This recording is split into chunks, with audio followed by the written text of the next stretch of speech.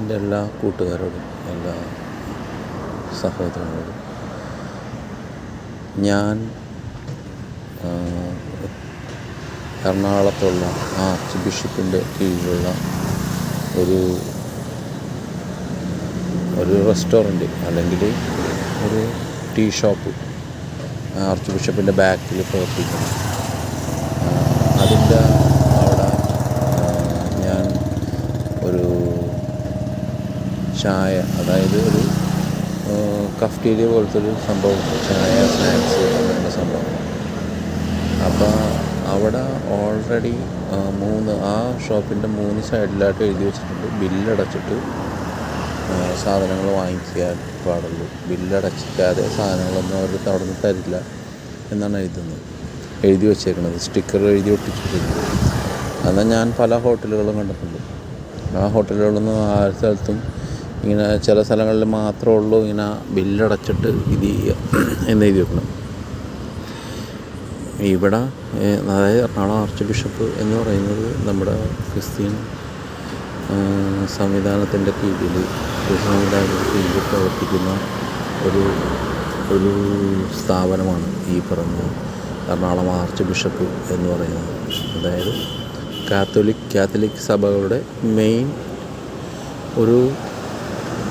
ഒരു ഓഫീസെന്ന് തന്നെ പറയാം. അങ്ങനത്തെ ഒരു സംഭവമാണ്. അതിൻ്റെ കീഴിൽ പ്രവർത്തിക്കുന്ന ഈ ഒരു കഫ്റ്റീരിയയിലാണ് ഇങ്ങനെ എഴുതി വച്ചേക്കുന്നത്, ബില്ലടച്ചതിന് ശേഷം സാധനങ്ങൾ വാങ്ങിക്കുക എന്ന് എഴുതി വെച്ചത്. അപ്പോൾ എല്ലാ ദിവസവും ദൈവത്തിൻ്റെ പേരും പറഞ്ഞ് ദൈവം കരുണയാണ്, സ്നേഹമാണ് എന്നൊക്കെ പറഞ്ഞ് പറഞ്ഞുകൊണ്ടിരിക്കുന്ന ഈ ദൈവത്തിൻ്റെ പേരും പറഞ്ഞ് പ്രവർത്തിച്ചുകൊണ്ടിരിക്കുന്ന സംഭവങ്ങൾ തന്നെ ഒരാൾക്ക് ഒരു ഗ്ലാസ് വെള്ളം കൊടുക്കണമെങ്കിൽ, ഒരു കുപ്പി വെള്ളം കൊടുക്കണമെങ്കിൽ പോലും ആദ്യം പൈസ അടച്ചിട്ട് വെള്ളം തരുള്ളൂ എന്ന് നോട്ടീസ് എഴുതി ഒട്ടിച്ച് വെച്ചേക്കുന്ന ഇവർക്കൊക്കെ എന്ത് ദൈവികതയാണുള്ളത്? എന്ത് ദൈവികതയുടെ പേരിലാണ് ഇവർ പിന്നെ എല്ലാ ദിവസവും വന്നിട്ട് ദൈവം കരുണയാണ്, സ്നേഹമാണ് എന്ന് പറയുന്നത്? ദൈവത്തിൻ്റെ പേരും പറഞ്ഞ് ജീവിക്കുന്ന ആൾക്കാരാണ്. അവരൊരു സംരംഭം തുടങ്ങിയിട്ട് അവിടെ എഴുതി വെച്ചേക്കുകയാണ് ബില്ലടച്ചതിന് ശേഷം സാധനങ്ങൾ വാങ്ങിക്കുക, കഴിക്കുക. അപ്പോൾ ഇവർ പറയുന്നത് കാശില്ലാത്തവൻ കഴിക്കണ്ട എന്നാണ് പറയുന്നത്. എന്തിൻ്റെ പേരിലാണ് ഇവർ ദൈവം സ്നേഹമാണ്, കരുണയാണ് എന്ന് പറഞ്ഞിട്ട് ദൈവത്തിൻ്റെ പേരും പറഞ്ഞിട്ട് ഇങ്ങനെ പൈസ ഉണ്ടാക്കി നിന്നിട്ട് ദൈവത്തിൻ്റെ പേർക്ക് പൈസ വാങ്ങിച്ചിട്ട് ആൾക്കാർക്ക് കൊടുക്കുമ്പോൾ ദൈവം ഇല്ല, അത് കാശുണ്ടെങ്കിൽ മാത്രം ഭക്ഷണം കിട്ടുള്ളൂ. അന്നേരം ദൈവത്തിൻ്റെ പേര് പറഞ്ഞിട്ട് കാര്യമില്ല. പക്ഷേ ഇവർ ദൈവത്തിൻ്റെ പേരും പറഞ്ഞാണ് ഇവർ ജീവിക്കുന്നത്.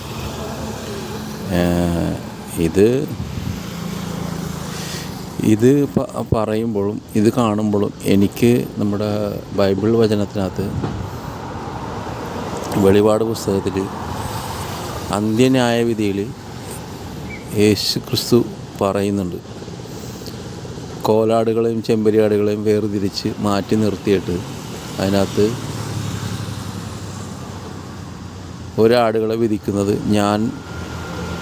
ആദ്യത്തെ ആടുകളെ വിധിക്കുമ്പോൾ പറയുന്നത്, ഞാൻ വിശന്ന് വന്നു, നിങ്ങളെനിക്ക് കഴിക്കാൻ ഭക്ഷണം തന്നു, ഞാൻ വസ്ത്രമില്ലാതെ വന്നു, നിങ്ങളെനിക്ക് ഉടുക്കാൻ തുണികൾ തന്നു, ഞാൻ പാർപ്പിടമില്ലാത്തവനായി വന്നു, നിങ്ങളെനിക്ക് താമസിക്കാൻ സ്ഥലം തന്നു.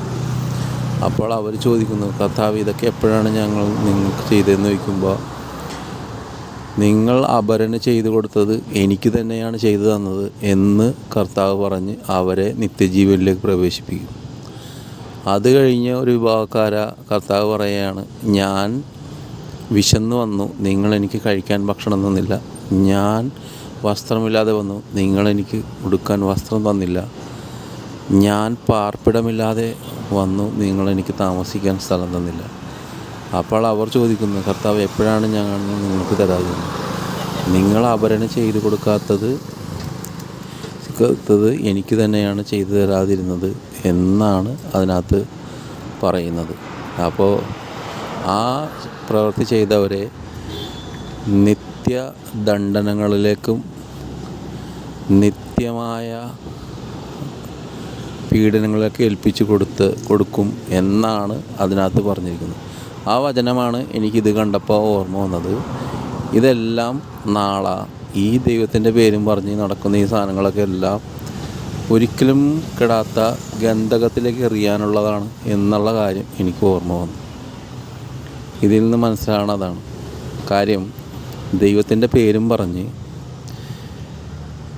ജീവിക്കുന്ന ആൾക്കാർ ദൈവത്തിൻ്റെ പേരും പറഞ്ഞ് മറ്റുള്ളവരോട് കരുണ കാണിക്കാതെ അവിടെ പൈസക്ക് വാല്യൂ കൽപ്പിച്ച് പൈസ ഉള്ളവൻ മാത്രം ഭക്ഷിച്ചാൽ മതി എന്ന് എഴുതി വച്ചേക്കുന്ന ഇവരുടെ ഇത് കണ്ടപ്പോൾ എനിക്ക് ഓർമ്മ വന്ന വചനം ഇതാണ്. അപ്പോൾ എല്ലാം ഇതൊക്കെ കണ്ടിട്ടും ഒരു മാറ്റം വന്നില്ല എന്നുണ്ടെങ്കിൽ ഈ വെളിപാട് പുസ്തകത്തിൽ പറഞ്ഞേക്കണ ഒരനുഭവമായിരിക്കുള്ളൂ ഈ ആർച്ച് ബിഷപ്പിനും അതിൻ്റെ കീഴിൽ പ്രവർത്തിക്കുന്ന ഈ റെസ്റ്റോറൻറ്റിനും, അതായത് ഈ കഫ്റ്റീരിയക്കും വരാനുള്ളത് എന്ന് വന്ന് എനിക്ക് തോന്നുന്നു. ഇത് തന്നെയായിരിക്കും സത്യം, വരാൻ പോണ സത്യം ഇത് തന്നെയായിരിക്കും.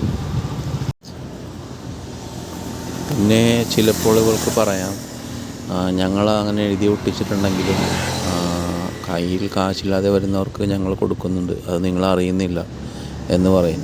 ഞങ്ങളത് ഒരു ബിസിനസ്സിൻ്റെ ഭാഗമായിട്ട് ഒട്ടിച്ചു വെച്ചതാണ്, അത് അതിനർഹതപ്പെട്ട ആൾക്കാർക്ക് ഞങ്ങൾ കൊടുക്കുന്നുണ്ട് എന്ന് വേണമെന്നുണ്ടെങ്കിൽ ഇവർ പറഞ്ഞ് ന്യായീകരിക്കാൻ ആഗ്രഹിക്കുന്നുണ്ട്.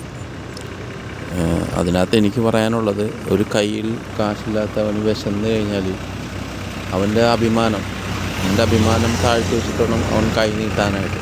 കാര്യം ഒരു മനുഷ്യനാണ്, ദൈവത്തിൻ്റെ രൂപത്തിലും സാദൃശ്യത്തിലും സൃഷ്ടിക്കപ്പെട്ടൊരു മനുഷ്യനാണ്. ചിലവർക്ക് വിശന്നാലും ലജ്ജയുണ്ടാവും, ചിലവർക്ക് ലജ്ജയുണ്ടാവാതെ നാണം കെട്ട് ജീവിക്കുന്ന ആൾക്കാരുമുണ്ട്. മറ്റുള്ളവരുടെ നിന്ന് മാത്രം ജോലിക്കും പോകാതെ മറ്റുള്ളവരുടെ നിന്ന് മാത്രം വാങ്ങിച്ച് ജീവിച്ച് കഴിച്ച് ജീവിതം കൊണ്ടുപോകുന്ന ആൾക്കാരുമുണ്ട്. ചിലവർ എത്ര പട്ടിണി കിടന്നാലും ആരുടെ മുമ്പിൽ പോയി കൈ നീട്ടാതെ പട്ടിണി കിടന്ന് തന്നെ മരിക്കുന്ന ആൾക്കാരുണ്ട്. അപ്പോൾ ഞാൻ പറയുന്നത്, ദൈവം ആഗ്രഹിക്കുന്നത് ഇതായിരിക്കും എന്നെനിക്ക് തോന്നുന്നു. അവിടെ അങ്ങനെ ഒരു സ്റ്റിക്കർ എഴുതി ഒട്ടിച്ചിട്ടില്ല അല്ലെന്നുണ്ടെങ്കിൽ ഒരാൾ ഭക്ഷണം കഴിച്ചു വന്ന് ചിലപ്പോൾ കഴിച്ചിട്ട് അയാളുടെ ഫുൾ പൈസ തരാനുണ്ടാവില്ല. ചിലപ്പോൾ അയാളുടെ കയ്യിൽ അതിനുള്ള ഫുൾ എമൗണ്ട് ഉണ്ടാവില്ല, കഴിച്ച് കഴിഞ്ഞതിന് ശേഷമായിരിക്കും ഫുൾ എമൗണ്ട് ഇല്ലാത്തത്. അപ്പോഴത്തേക്കും നമ്മൾ പൈസ കൊടുക്കുമ്പോൾ കുറവ് എന്തെങ്കിലും, ചിലപ്പോൾ ഒരു 20 രൂപയുടെ സാധനം കഴിച്ചിട്ടുണ്ടാകും, നമ്മുടെ കയ്യിൽ 10 രൂപ ഉണ്ടായിട്ടുണ്ടാവുള്ളൂ. ആ 10 രൂപ കൊടുക്കുമ്പോൾ 10 രൂപ വേണ്ടാന്ന് വെക്കാനുള്ള ഒരു സെറ്റപ്പ് വേണമെന്നുണ്ടെന്നുണ്ടെങ്കിൽ ഫസ്റ്റ് ടൈം ബില്ലടച്ചിട്ട് സാധനങ്ങൾ കൊടുക്കുന്നതെന്ന് പറയുമ്പോഴത്തേക്കും അത് പലവരും മടിക്കും. കാര്യം എൻ്റെ കയ്യിൽ ആ 10 രൂപ ഉള്ളല്ലോ, അപ്പോൾ എനിക്ക് 10 രൂപയുടെ സാധനമല്ലേ വാങ്ങിക്കാൻ പറ്റുള്ളൂ എന്ന് പറഞ്ഞ ആൾക്കാർ അത് വിറ്റുകളയും, അത് വേണ്ട എന്നറിയും. പക്ഷേ ഇല്ലായ്മക്കാരനെപ്പോഴും അവൻ്റെ അഭിമാനം താഴ്ത്തി വെക്കാൻ പറ്റാതെ പട്ടിണി കിടക്കും. ആ പട്ടിണി മനസ്സിലാക്കുന്ന ദൈവം ഈ ഒരു സംരംഭത്തിനോട് ഈ സ്റ്റിക്കർ ഒട്ടിച്ച് വെച്ചിട്ട് ബില്ലടച്ചിട്ടുണ്ട് പൈസ ഒട്ടിക്കുന്ന ദൈവം അതിനെ ഏത് രീതിക്ക് എടുക്കും എന്നെനിക്ക് തോന്നുന്നു. ഏത് രീതിക്ക് എടുക്കുമെന്ന് അറിയില്ല, ഇതിനോട് ആദ്യമേ ഒട്ടിച്ച് വെച്ച് കഴിഞ്ഞാൽ. അപ്പോൾ ഇല്ലാത്തവരും കയറി വന്ന് കഴിക്കട്ടെ എന്ന് വിചാരിച്ചിട്ട് ഇത്രയും വലിയൊരു ചെറിയ ചായക്കടക്കാരനാണ് ഇത് ചെയ്യണമെന്ന് എനിക്ക് മര്യാദ പറയാം. കാര്യം അയാളൊരു ചെറിയൊരു മനുഷ്യൻ, അയാൾക്ക് എല്ലാവരെയും സഹായിക്കാൻ പറ്റില്ല. ഇതേപോലത്തെ ഒരു വലിയൊരു ക്രിസ്ത്യൻ സമുദായത്തിൻ്റെ കീഴിൽ നിന്ന് വർക്ക് ചെയ്യുന്ന സാധനത്തിന് എന്തുകൊണ്ട് ചെയ്യാൻ പറ്റില്ല? ഇവിടെ ആൾക്കാരുടെയൊക്കെ പട്ടിണി എന്തുകൊണ്ട് മാറ്റാൻ പറ്റില്ല? കാര്യം അത്രയും ആൾക്കാരുടെ ഇതിൽ നിന്ന് ഒരു പള്ളിയല്ലല്ലോ, ഇതൊരു എല്ലാ പള്ളികളുടെയും മെയിനായിട്ടുള്ളൊരു ഓഫീസല്ലേ. ഇവർക്ക് ചെയ്യാൻ പറ്റില്ലെങ്കിൽ പിന്നെ ആർക്കാണ് ചെയ്യാൻ പറ്റണം? അപ്പോൾ ഇങ്ങനെയുള്ള സംഭവത്തിൽ ഇങ്ങനൊരു സ്റ്റിക്കർ ഒട്ടിച്ച് ഇവരൊരിക്കലും ഒട്ടിച്ച് വെക്കാൻ പാടില്ല. അത് ദൈവത്തിൻ്റെ കീഴിൽ നിന്നിട്ടാണ് ഇതൊക്കെ ചെയ്യണമെന്ന് അറിയുമ്പോഴത്തേക്കുള്ള ഒരു വിഷമം കൊണ്ട് മാത്രം. ആരെയും വിധിക്കാൻ നമ്മളാളല്ല, ആരെയും കുറ്റം പറയാനും ആളല്ല. പക്ഷെ അങ്ങനെ ഒരു സ്റ്റിക്കർ ഒട്ടിച്ച് വെച്ച് കഴിഞ്ഞാൽ വയറ് വിശക്കണവൻ ചിലപ്പോൾ അവിടെ നിന്ന് അഭിമാനമുള്ളവൻ വന്ന് പെട്ടെന്ന് കഴിക്കില്ല. കാര്യം ചിലവർക്ക് വിശപ്പുണ്ടാവും, പക്ഷെ എന്നാലും നാണം കെടാൻ വയ്യാത്ത കൊണ്ടിട്ട് ഇത് ഒട്ടിച്ചും കൂടി വെച്ച് കാണുമ്പോഴത്തേക്കും അവർ വേണ്ടാന്ന് വെച്ച് പോയി പട്ടിണി കിടക്കും. അങ്ങനെ ചെയ്യാണ്ടിരിക്കട്ടെ. ഇങ്ങനൊരു സ്റ്റിക്കർ അവിടെ നിന്ന് ഒഴിവാക്കി കഴിഞ്ഞാൽ ചിലപ്പോൾ വന്ന് കഴിച്ചിട്ട് ചിലപ്പോൾ 15 രൂപയൊക്കെ വരും, 20 രൂപയൊക്കെ വരും, 15 രൂപ ഉണ്ടാവുള്ളൂ. ആ 5 രൂപ വേണ്ടാന്ന് നിങ്ങൾക്ക് വെച്ചാൽ മതി, അവൻ കഴിച്ചിട്ട് വേണ്ട, അവൻ്റെ വിശപ്പ് മാറുമല്ലോ. ഇതൊക്കെയല്ലേ ദൈവം പ്രതീക്ഷിക്കുന്ന കാരണം, അല്ലാതെ വേറെ എന്തെന്നാ? അപ്പോൾ അത് നിങ്ങൾ ചെയ്യാതെ നിങ്ങൾ ഈ എല്ലാ ദിവസവും വന്നിട്ട് ദൈവം സ്നേഹമാണ് കരുണയാണ് എന്ന് പറയുമ്പോഴത്തേക്കും നമ്മളവിടെ നിന്ന് വന്ന് കുടിക്കുമ്പോൾ ഈ സ്റ്റിക്കർ കാണുമ്പോൾ നമുക്ക് തോന്നിയത് ഇതാണ്. എൻ്റെ മനസ്സിൽ തോന്നിയ കാര്യം ഞാൻ പറഞ്ഞത്, ഈ സ്റ്റിക്കർ അവിടെ നിന്ന് ഒഴിവാക്കി കഴിഞ്ഞാൽ അതായിരിക്കും ഒരു ദൈവീകം. അല്ലാതെ നിങ്ങൾ എത്ര ചെയ്യുന്നുണ്ടെന്ന് പറഞ്ഞാലും നമ്മൾ അതിലൊന്നും വലിയ കഥയില്ല. നിങ്ങൾ സ്റ്റിക്കർ ഒട്ടിച്ച് വെക്കുമ്പോൾ തന്നെ നിങ്ങളുടെയൊക്കെ ഉള്ളിലുള്ള ആ പൈസയോടുള്ള ആർത്തി എന്താണെന്നുള്ളതാണ് ഇതിനകത്ത് വെളിപ്പെട്ട് വരുന്നത്. ഇത് ഇതാരും ഇത് ചെയ്യുന്നില്ല, പക്ഷേ ഇതിങ്ങനെയൊക്കെ തന്നെ ആയിരിക്കും എന്നാണ്, അന്ത്യദിനത്തിലും ഇങ്ങനെയൊക്കെ തന്നെ ആയിരിക്കും എന്ന് സ്വർഗസ്ഥനായ പിതാവും യേശു ക്രിസ്തുവായിട്ട് നമുക്ക് വെളിപ്പെടുത്തി തന്നിട്ടുണ്ട്. ഇത്രേ ഉള്ളൂ പറയാനായിട്ട്. Okay, by.